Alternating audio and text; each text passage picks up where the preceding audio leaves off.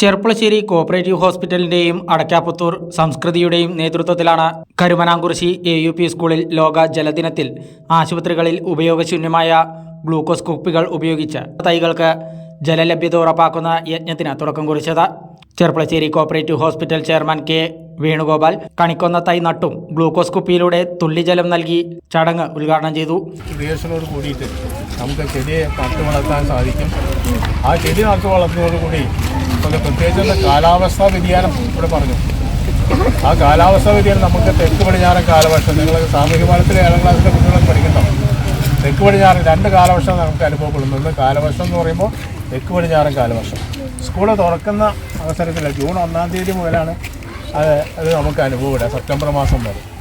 അതിനാൽ കഴിഞ്ഞ തുലാവർഷമാണ് വടക്ക് കിഴക്കൻ കാലവർഷം. ഇത് രണ്ടും കുറേ വർഷങ്ങളായി ചതിച്ചുകൊണ്ടിരിക്കുക. ഈ 2 കാലവർഷത്തിലാണ് നമുക്ക് ആവശ്യമായ വെള്ളം ലഭിക്കുന്നത്. ആ വെള്ളം ലഭിക്കുന്നത് നമുക്ക് സ്റ്റോർ ചെയ്യാൻ പറ്റുന്നില്ല. അതുകൊണ്ട് തന്നെ ഞാൻ നേരത്തെ സൂചിപ്പിച്ചതുപോലെ തന്നെ ഏതാനും മാസങ്ങൾ മാത്രമാണ് നമുക്ക് വെള്ളം കിട്ടുന്നത്. പഴയ ജലസ്രോതസ്സുകളൊക്കെ വറ്റിച്ചു പോയിരിക്കുന്നു. അതുപോലെ നീരുറവുകൾ ഒക്കെ ഉണ്ടായിരുന്നു, അതൊക്കെ വറ്റുപോയി. പിന്നെ അതൊന്നും പുനരുജ്ജീവിപ്പിക്കുന്നതിന് വേണ്ടിയുള്ള ശ്രമം കൂടിയും ഈ പരിസ്ഥിതി പ്രവർത്തകരുടെ ഭാഗത്തു നിന്ന് ഉണ്ടായിക്കൊണ്ടിരിക്കുകയാണ്. അപ്പോൾ ഇതൊരു സന്ദേശം കൂടിയാണ്. ലോക സമാധാനത്തിൻ്റെ വേണ്ടിയിട്ടാണ് ഈ ഇന്നത്തെ ഈ ജലദിനം നമ്മൾ കൊണ്ടാടുന്നത്. ഈ വർഷത്തെ ജലദിന സന്ദേശം ജലം സമാധാനത്തിനുള്ളതാണെന്നും ലോക വനദിനം, ജലദിനം, കാലാവസ്ഥാ ദിനം തുടങ്ങിയ ദിനങ്ങൾ നമ്മെ ഓർമ്മിപ്പിക്കുന്നത് ഓരോ ഉത്തരവാദിത്തങ്ങൾ ആണെന്നും പരിസ്ഥിതി പ്രവർത്തകനും സംസ്കൃതിയുടെ പ്രതിനിധിയുമായ രാജേഷ് അടക്കാപുത്തൂർ പറഞ്ഞു.